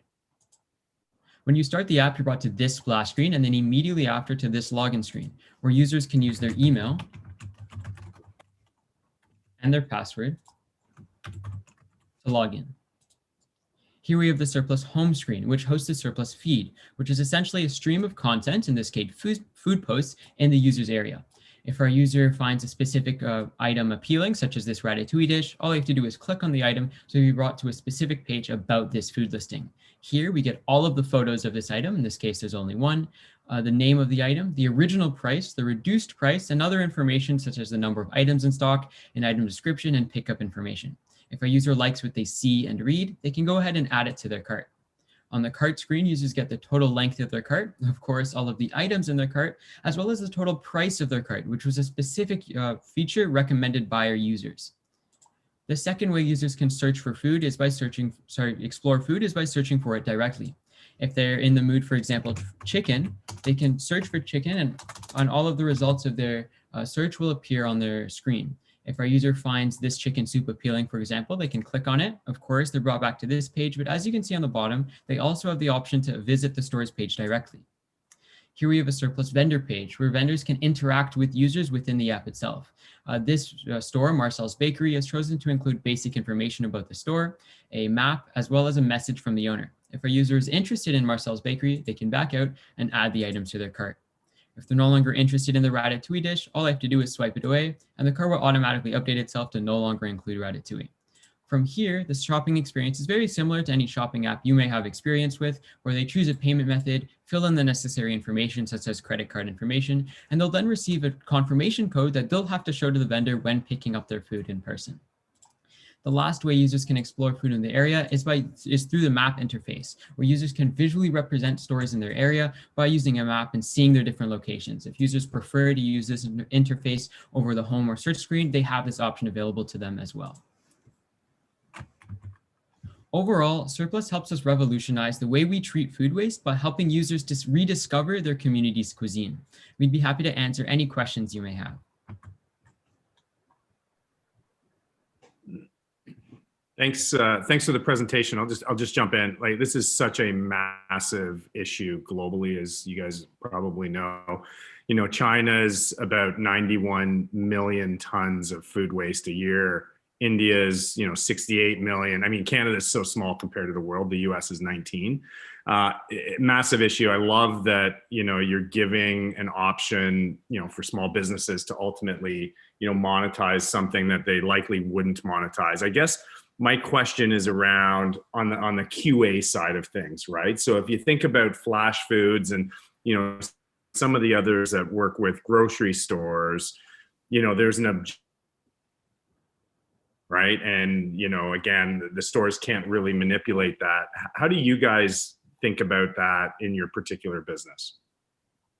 Right. So I think to tackle this question, I'd like to focus on two main things. Number one, looking at Surplus in comparison to Flash Food, where we differentiate from them and where we're similar to them. And then number two, our unique selling points within the market we wish to establish ourselves in, and why it is that we are filling the gap. We're bridging kind of the area that hasn't had a bridge before between food waste and small businesses. First, obviously, I'd like to talk about Flash Foods because we've also established that is our main competitor as Surplus.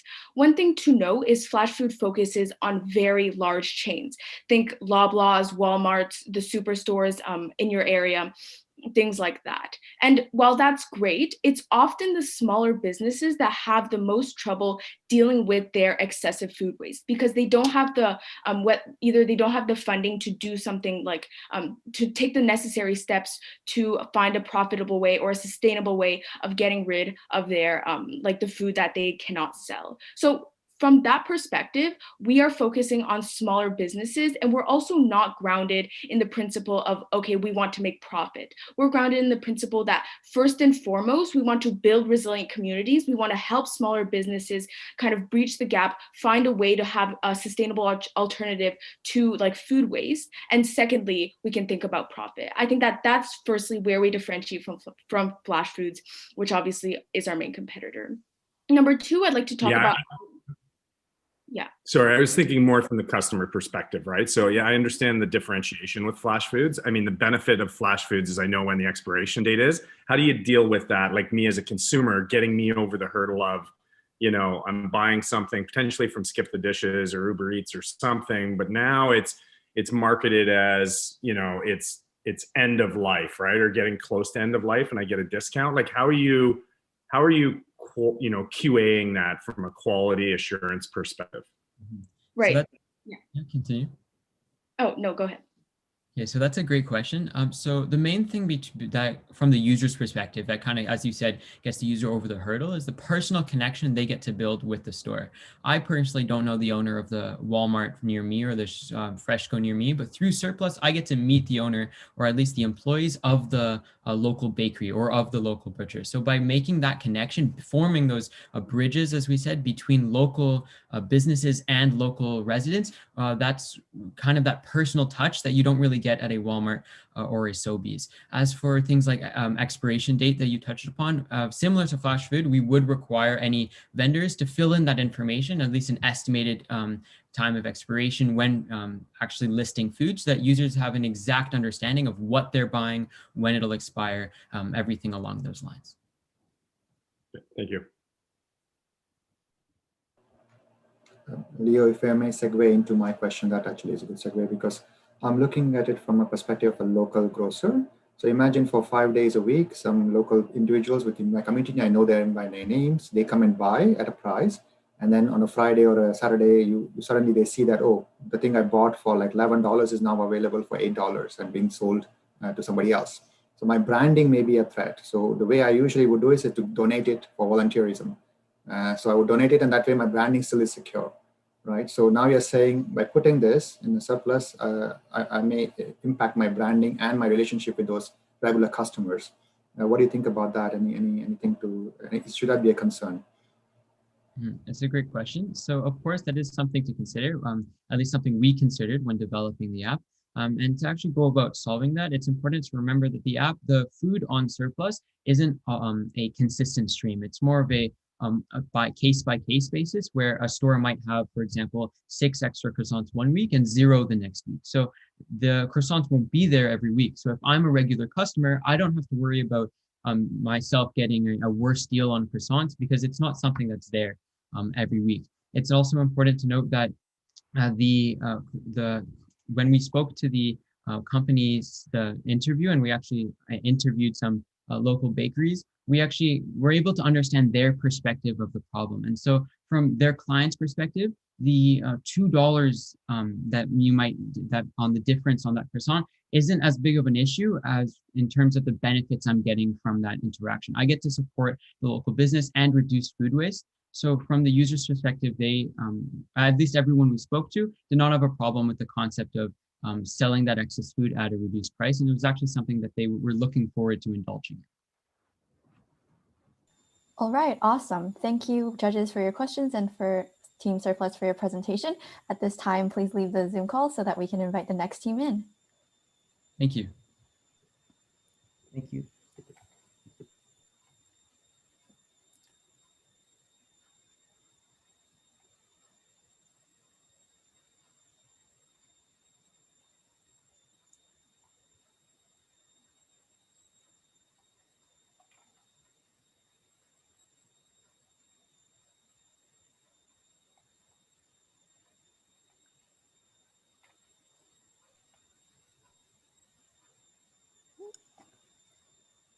Hello, Team Imperial.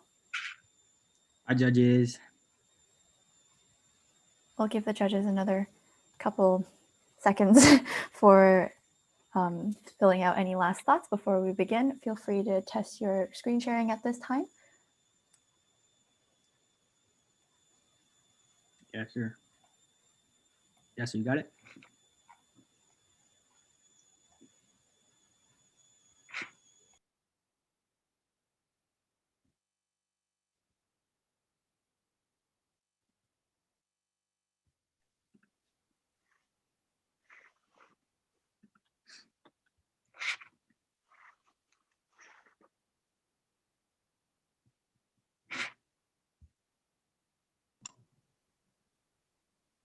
All right, we'll begin now whenever you're ready. Great. What makes a community special? This is the question my team and I asked ourselves at the beginning of our journey in this competition. To answer this question, we looked to our own community to see where our greatest strengths were and where we have struggled to succeed in times of crisis.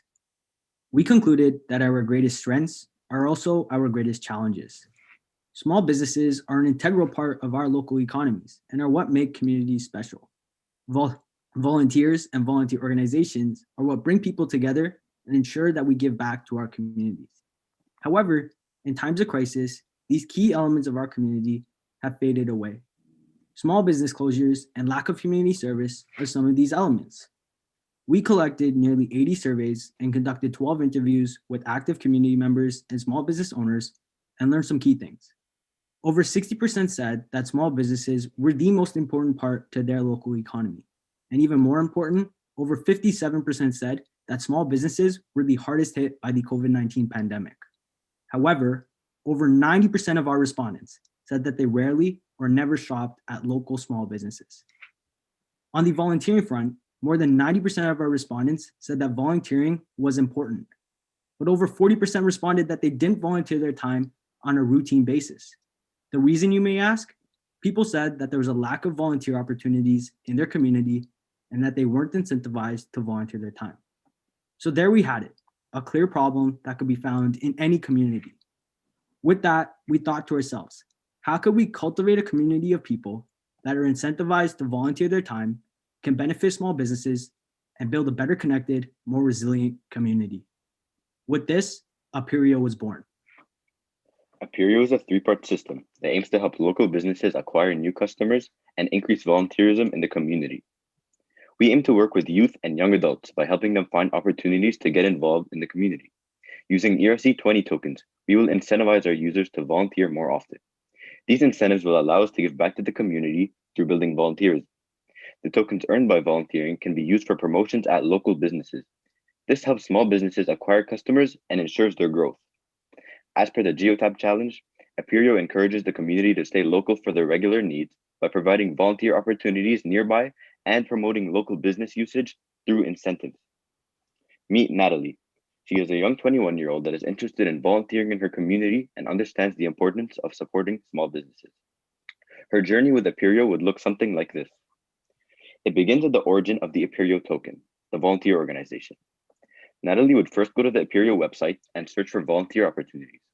Let's pretend that Natalie finds an opportunity using our platform to volunteer at a local homeless shelter. After volunteering 5 hours of her time, she receives a reward of 10 tokens from the homeless shelter.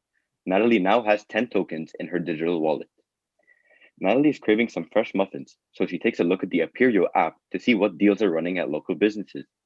She sees that Joe's Bakery is running a promotion of 30% off a box of muffins for 10 tokens. She scans a QR code on the Imperial mobile companion, and 10 tokens leaves her digital wallet and returns to its origin, which in this case is the homeless shelter. She then pays the cash amount that's remaining from the 30% discount and receives her delicious muffins. The tokens are returned to their origin instead of being kept by the small businesses because the tokens are not of value to the small businesses. The new customers they attract are. Returning the tokens to their origin at the volunteer organization also allows for continuity of the transaction cycle. So in the end, the homeless shelter received the volunteer they needed, Joe's Bakery acquired a new customer, and Natalie got a fresh box of muffins at a great price. Helping out local businesses and making volunteering more accessible allows us to build a resilient community.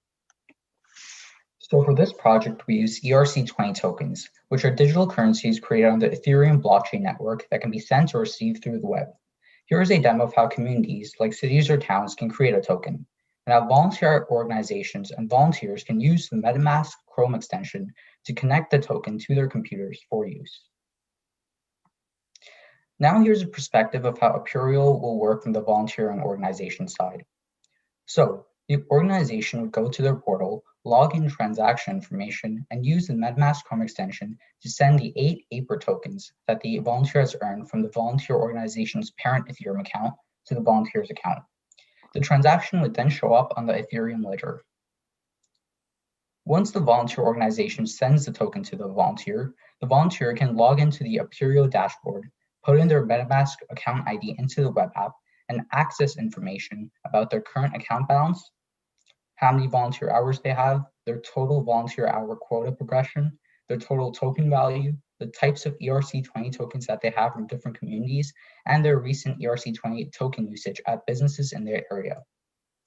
They can also check their past transactions, showing how many tokens they have earned from volunteering recently.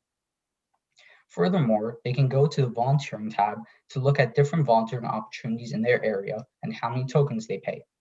Finally, volunteers have the ability to change account information, like their email address on the Accounts tab, and also web app settings like notification services on the Settings tab.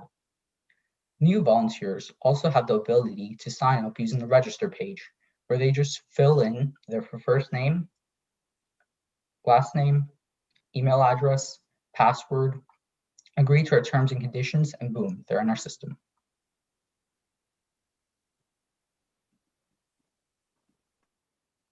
We have also made visual displays of what our mobile companion and Imperial marketplace might look like.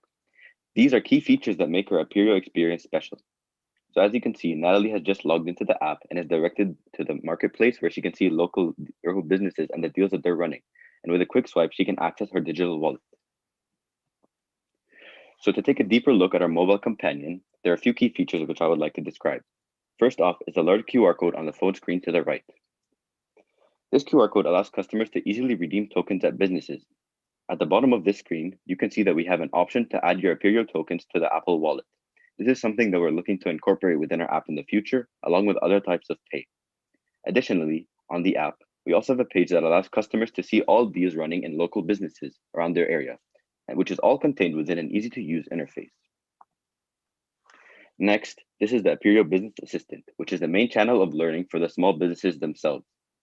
This dashboard explains and visualizes how a given business is performing in the Imperial community. For example, here we have Joe's Bakery once again. At the top of his screen, it highlights key data points that are important to businesses, like how many new Imperial users and transactions they received, as well as how much revenue they've made exclusively from Imperial users.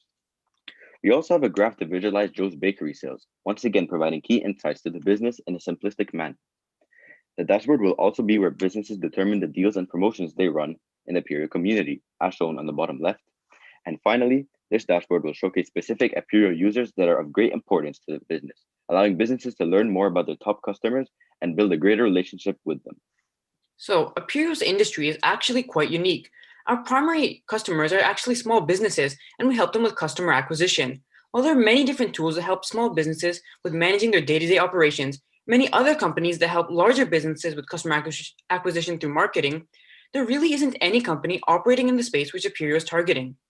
This is as customer acquisition companies such as Moburst, Headway, and Bango, to name some of the biggest ones, generally use expensive marketing campaigns to help businesses, while Imperial is making customer acquisition far more accessible by giving small businesses access to a whole community of volunteers for a small monthly fee. Imperial's focus is on improving volunteerism and support for small businesses in our communities. However, we are also completely financially viable. To maximize our impact, we are opening access to Imperial for all, free of charge. However, we will collect small royalties fees on the purchases Imperial users make at small businesses that are Imperial affiliated. As well, for businesses that wish to learn more about their performance in the Imperial community, they can pay a monthly fee to access our business assistant as shown before. Imperial has a clear path forward and has the potential to impact millions of communities around the world. In the future, we look to accomplish a few key things. One is improving our web application so that it is market ready and is attractive to users. Next is the development of our mobile companion and business assistant. These are key elements of the Imperial process and need to be developed from our vision to reality. And finally is Imperial's reach. We look forward to rapidly promoting our business through social media to maximize our impact and grow a strong and active community of Imperial users. We believe that Imperial will have a massive impact on communities across the globe. A resilient community is one that is able to withstand challenges and, most importantly, keep fighting together, no matter how large or small the problem. With Imperial, we plan not just to help local businesses keep fighting, but to foster a community that is all about helping others. Thank you, and we're happy to take questions at this time. You can also take a look and play around with our prototypes, which Mihir will put in the chat. Thank you.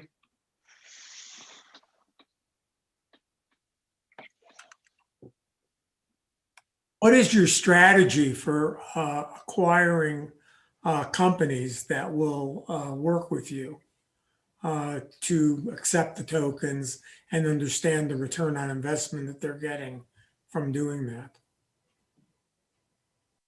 Yeah, so in terms of actually building the small business part of Imperial, we'd mostly be first off reaching out to small businesses in our communities, talking with people that we already know. A lot of our friends and a lot of our family run small businesses.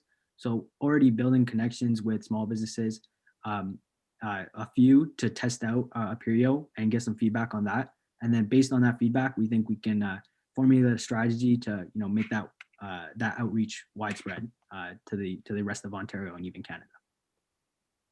So in terms of the strategy, we don't have one right now, but after we start reaching out to some of the small businesses, we'll have one. Thank you.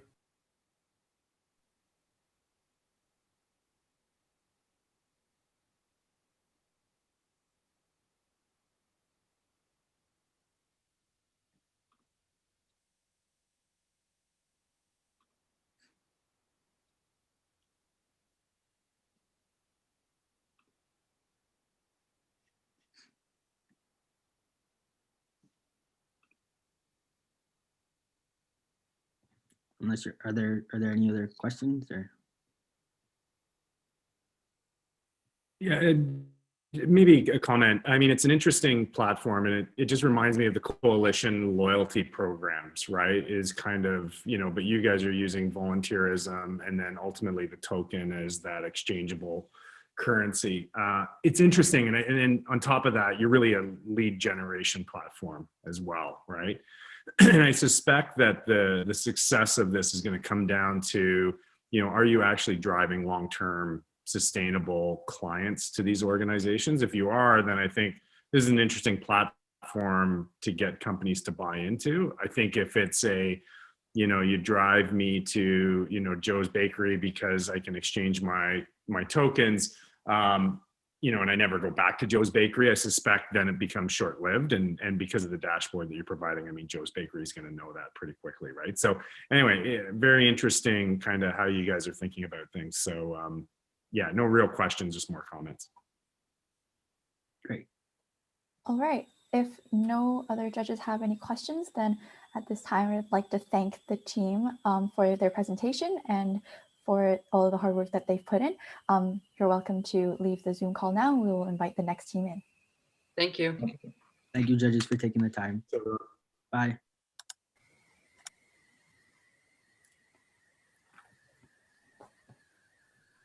Michael, I don't know if you're speaking. Yeah, I forgot to unmute. I had one comment I wanted to make to them. Oh. They left. That's okay. It probably wasn't that important anyway. Hello, hello. Hello, Team Moomatic.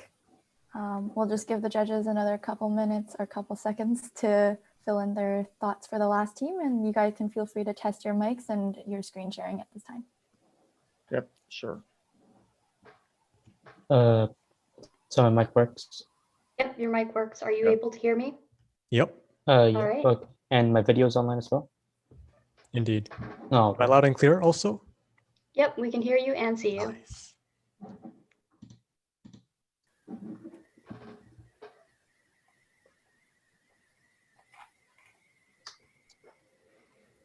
Awesome. Judges, are you guys good for the next team?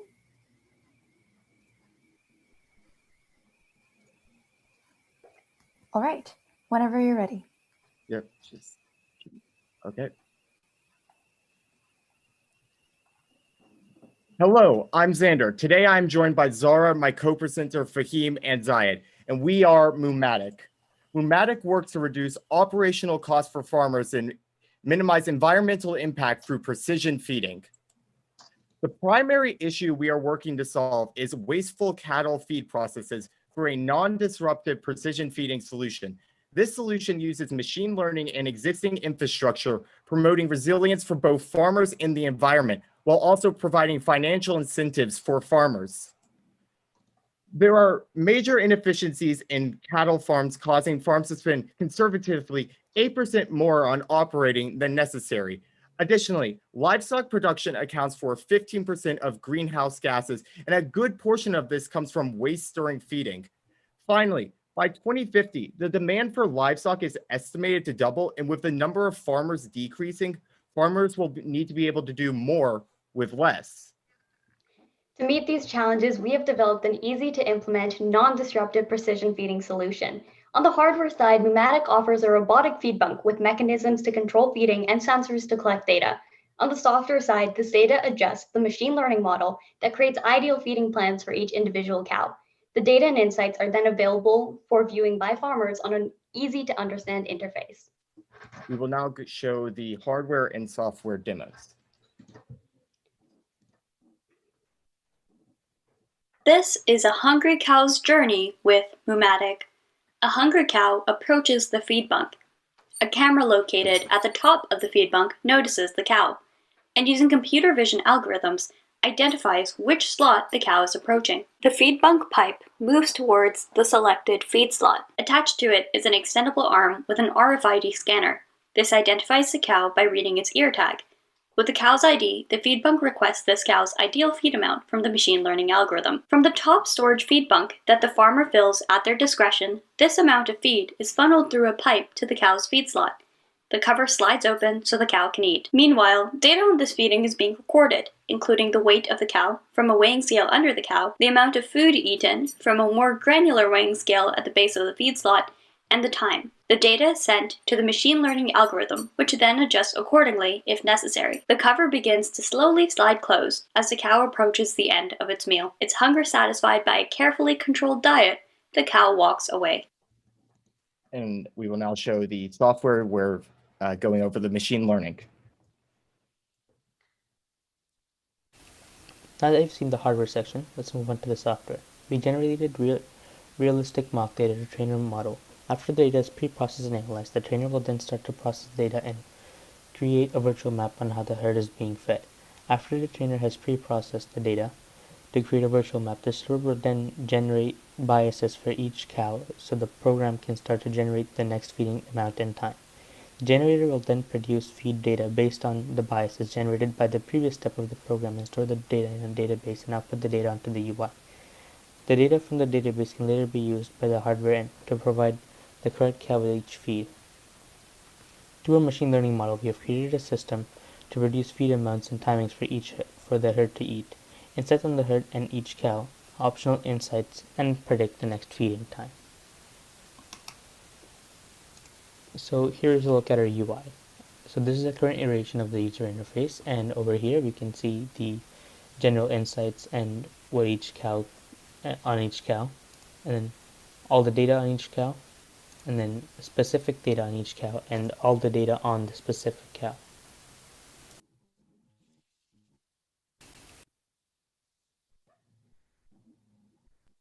There we go.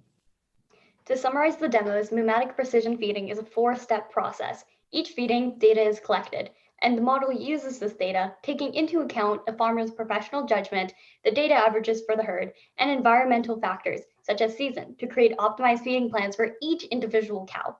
Feeding plans are then realized to the controlled feeding mechanism, and farmers have ongoing access to the data and insights it provides, including, most importantly, optimized feedstocks predictions. Now, to effectively create social change, we look to a financial incentive to improve resilience. From a farmer's point of view, our solution is desirable as it saves them 8% on feed costs and increases their profit margins.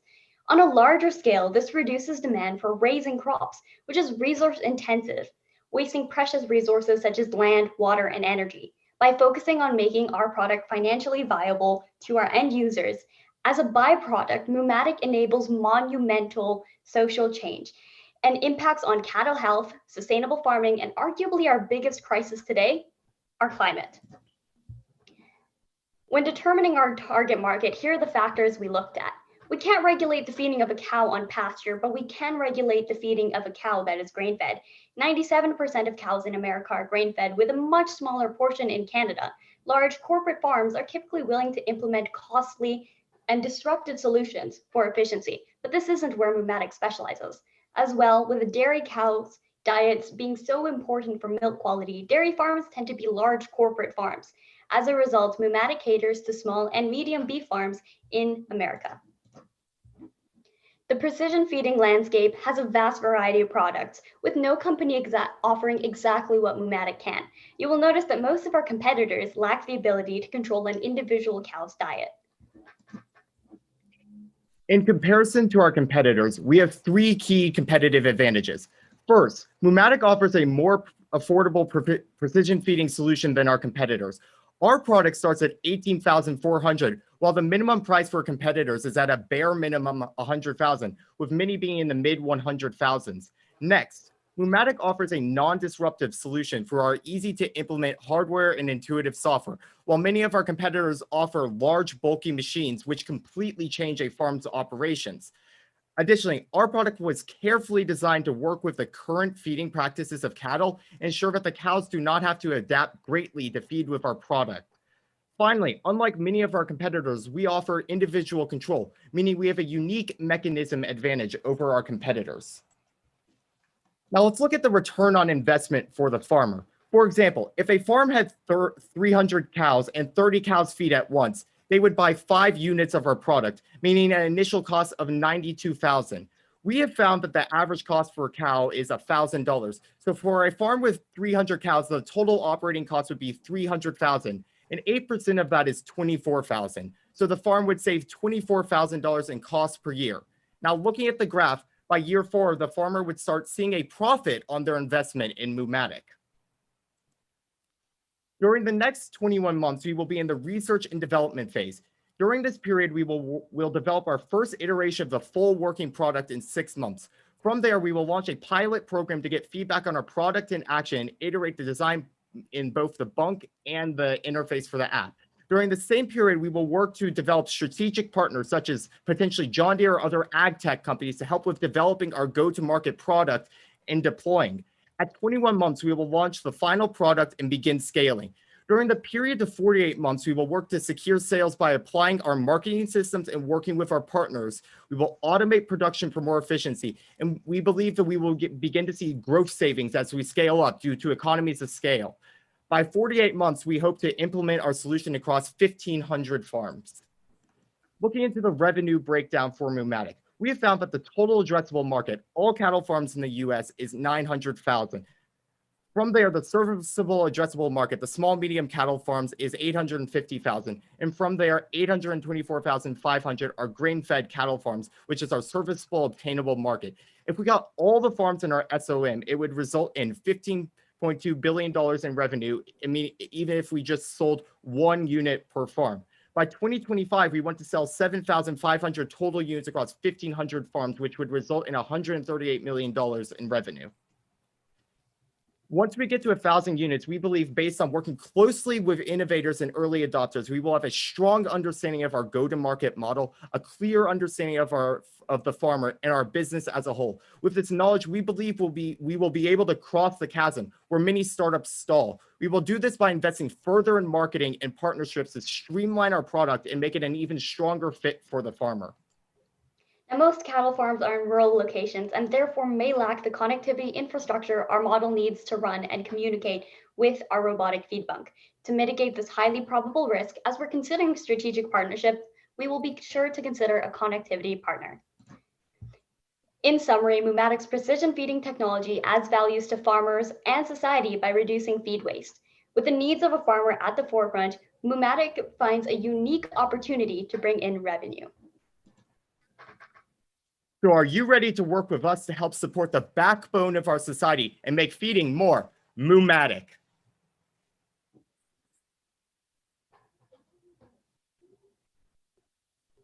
And we will now take any questions you have about our product. Quick question just on the payback period.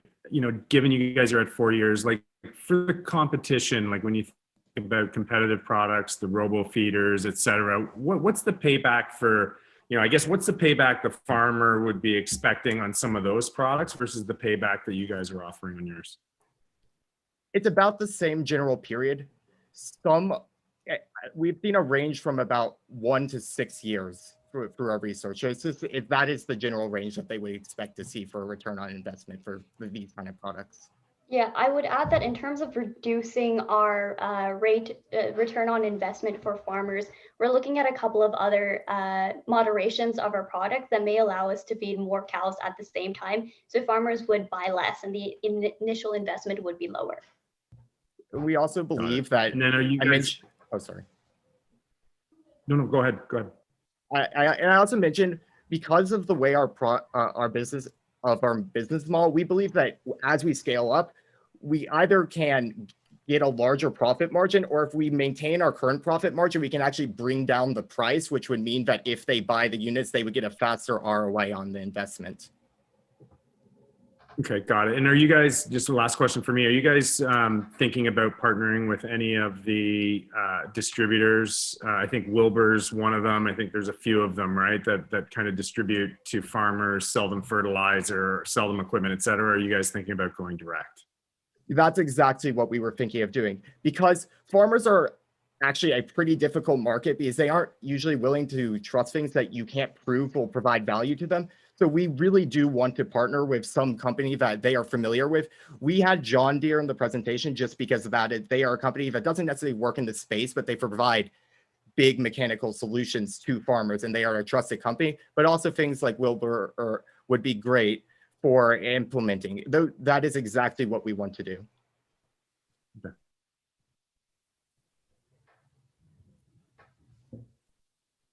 Are there any other questions? Just as a comment, I saw a while ago, not the same solution, but a similar for pigs. Are you thinking of partnering with like similar solutions for other animals, or are you thinking of developing these for other farm animals? So yes, that there actually are a few precision feeding solutions for pigs.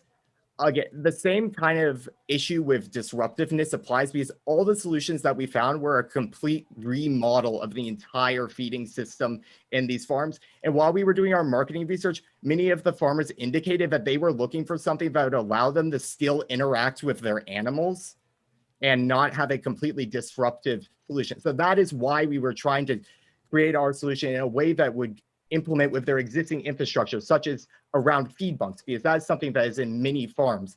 And going into the future, if we are able to, we definitely would consider going into other farm animals. I would add that our solution is still flexible in the sense that if a farmer does want to relinquish control to a machine, they might invest in, or probably have already invested in, a robotic feeder that could integrate with our solution simply by using the robotic feeder to feed the top bunk. But any other farmer who wants to continue interacting with their animals can still do that.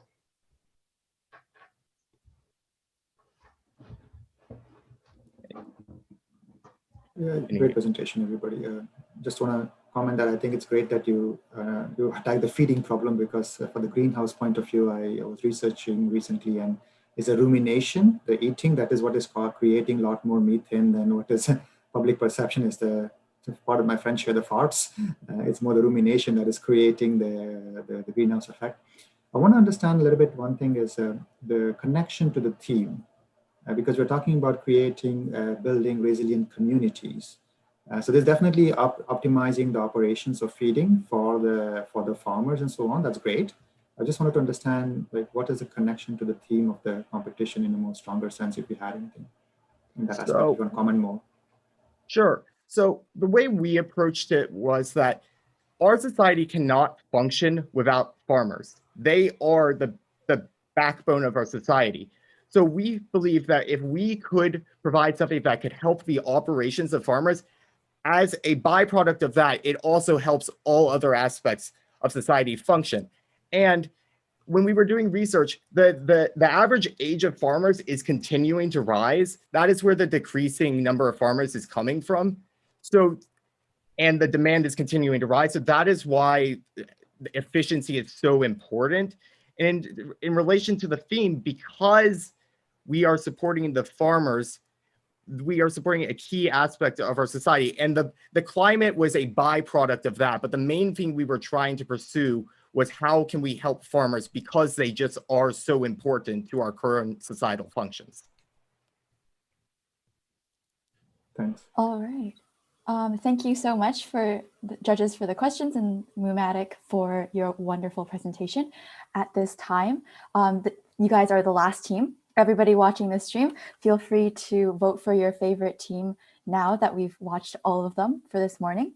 We will now be entering a deliberation period with the judges, and there is a link in the description of the YouTube stream for the link for the stream of our award ceremony at 3 p.m. I welcome you all to join us for that time. At this time, we'll be ending the stream. You all have a great rest of your day. It was lovely presenting to you all. Thanks so much for your time.